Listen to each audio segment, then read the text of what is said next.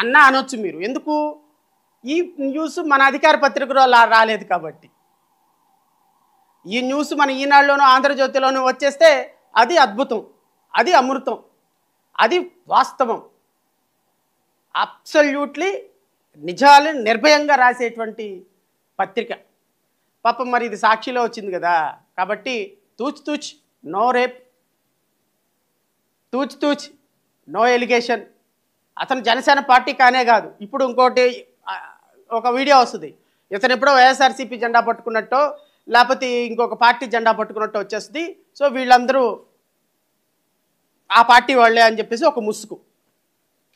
So ఈ ముసుగు తీసేయటానికి ఈ వార్త బహుశా మీ పత్రికల్లో రాలేదనుకుంటా. ఎందుకంటే రావు మన పత్రికల్లో, మన అధికారిక మీడియాలో రావు. ఎందుకు రావు అధికారిక మీడియాలో అంటే, ఈ వార్తలు కూటమికి వ్యతిరేకం కాబట్టి ప్రజా సంక్షేమ కార్యక్రమాలకి ఇవి వ్యతిరేకం. ఎవరైనా అమ్మాయిని రేప్ చేసిన వాళ్ళు వేరే పార్టీ వాళ్ళు అయితే బ్యానర్ హెడ్డింగ్కి వస్తుంది, ఎవరన్నా చంపేసిన వాళ్ళు వేరే పార్టీ వాళ్ళు అయితే బ్యానర్ హెడ్డింగ్కి వస్తుంది.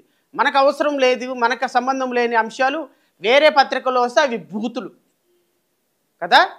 సో కాబట్టి బహుశా ఇది ఈనాడు పేపర్లో రాలేదు కాబట్టి, ఆంధ్రజ్యోతి పేపర్లో కవర్ అవ్వలేదు కాబట్టి, ఆంధ్రజ్యోతి టీవీ డిబేట్లో రాలేదు కాబట్టి బహుశా ఇవి అవాస్తవాలు అనేటువంటి ఇంప్రెషన్లో ఉన్నారేమో, నాకైతే తెలీదు.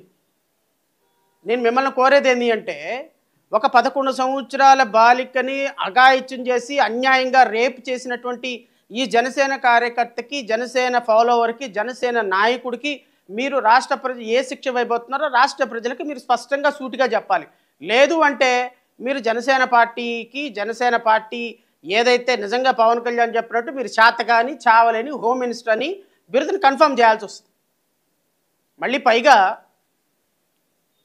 బాలికల్లో ఆత్మస్థైర్యం నింపేందుకు రాణి లక్ష్మీబాయి ఆత్మరక్షణ కార్యక్రమం అంట. 1592 పాఠశాలలో బాలికలకు కరాటే శిక్షణ అంట. 6వ తరగతి నుంచి ఇంటర్ వరకు చదివే విద్యార్థులకు కరాటే శిక్ష అంట. ఏంటిది? ఎవరు చేస్తున్నారు? పాపం కూటమి ప్రభుత్వం చేస్తుంది. ఓ పక్కనేమో పవన్ కళ్యాణ్ గారు, ఇంకొకనేమో ఇంకొకళ్ళు వీళ్ళు. ఎవరికంటే బాలికల్లో ఆత్మస్థైర్యం నింపేందుకు రాణి లక్ష్మీబాయి ఆత్మరక్షణ పథకం. కరెక్టే, బాలికలకు ఆత్మరక్షణ కావాల్సింది, ఆత్మస్థైర్యం కావాల్సింది. ఎందుకు? రేపు పెళ్ళై పెద్ద అయిన తర్వాత ఒక భర్త అన్యాయంగా వదిలేసిన ఆత్మస్థైర్యం కావాలి వాళ్ళకి. తెలియకపోయినా ఆత్మస్థైర్యం కావాలి మనకి. భర్త అన్యాయంగా వదిలేసి వేరే పెళ్లి చేసుకున్నా కూడా ఆత్మస్థైర్యం కావాలి మనకి. భర్త మనతో కాపురం చేస్తున్నా కూడా వేరే వాళ్ళతో పిల్లని కన్నా ఆత్మస్థైర్యం కావాలి మనకి. అందుకోసమని ఈ ఆత్మస్థైర్యం రాణి లక్ష్మీబాయి ఆత్మ పరిరక్షణ పథకం, కరెక్ట్ పథకం పెట్టారు మీరు. ఎందుకు? జనసేన కార్యకర్తలు ఈ విధంగా రోడ్ల మీద పడి ఆడపిల్లలను రేప్ చేస్తుంటే మరి వాళ్ళని రక్షించుకోవాలి కదా. ఏం చేయాలి? ఆత్మ పరిరక్షణ పథకం కావాల్సిందే ఖచ్చితంగా. ఇప్పుడు ఇట్ ఈస్ రిక్వైర్డ్ నౌ. అంటే నేను ఎందుకు ఈ మాటలన్నీ మాట్లాడాల్సి వస్తుంది అంటే, నేను వస్తా వన్ బై వన్ వస్తాను. నేను జనసేన పార్టీ అధినేత పవన్ కళ్యాణ్ గారిని టార్గెట్ చేయటమో ఇంకోటి చేయటమో వాళ్ళు ఎలిగేషన్ చేసినట్టుగా నా ఉద్దేశం కాదు. రాష్ట్ర ప్రజలు ఒక్కసారి గమనించండి. పవన్ కళ్యాణ్ గారు ప్రతిపక్షంలో ఉన్నప్పుడు మాట్లాడినటువంటి ప్రతి మాటను నేను ఈ సందర్భంగా సైట్ చేస్తున్నాను.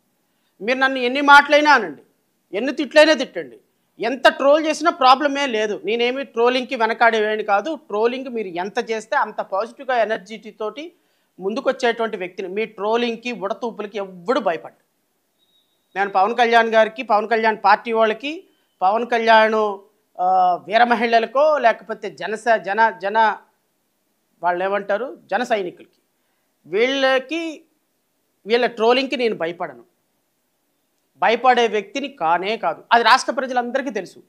మీరు ఎన్ని తిట్టినా, ఎంత ట్రోలింగ్ చేసినా రాష్ట్ర ప్రజల తరపున, బాధితుల తరపున మీ తప్పుల్ని, రాష్ట్ర ప్రభుత్వ తప్పుల్ని ప్రశ్నిస్తూనే ఉంటాం.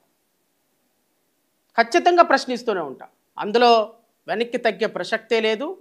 మీరు ఎన్ని భయపెట్టినా, ఎంత చేసినా జై భీమ్రా భారత్ పార్టీ కార్యకర్తలు వెనక్కి రారు, జడా శ్రావణ్ కుమార్ వెనక్కి వెళ్ళాడు. అయితే పవన్ కళ్యాణ్ గారు ప్రతి సందర్భంలో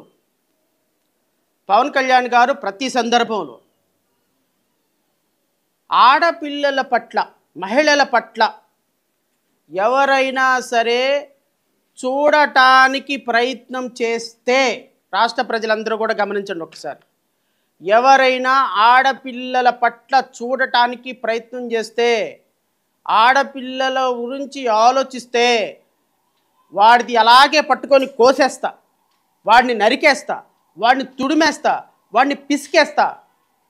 అత్యున్నతమైనటువంటి చట్టాలు తీసుకొచ్చి ఆడపిల్లల రక్షణ అంటే ఎలా ఉంటుందో ప్రపంచానికి చూపిస్తానని ప్రగల్భాలు పలికి ఊళ్ళు వాడలు తిరిగి గొడవ చేసి రంకెలేసి అసలు పవన్ కళ్యాణ్ గారు లాంటి వ్యక్తి ఈ ప్రపంచంలో ఇంకొకడు ఉండడేమో అన్నంత నిజాయితీగా మాట్లాడాడు కాబట్టి నేను ఈరోజు మాట్లాడాల్సి వస్తుంది.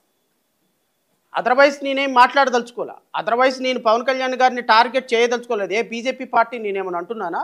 కూటమిలోనే బీజేపీ పార్టీ ఉంది. బీజేపీ పార్టీలో ఉన్నటువంటి నాయకులను ఎవరిని నేను అన్నానా? మేము అంటామా?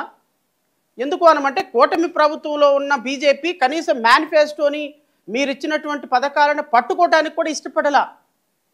కూటమి ప్రభుత్వంలో ఉన్నటువంటి భారతీయ జనతా పార్టీ ఏనాడు ఇలాంటి సొల్లు కబుర్లు సోది కబుర్లు చెప్పలా.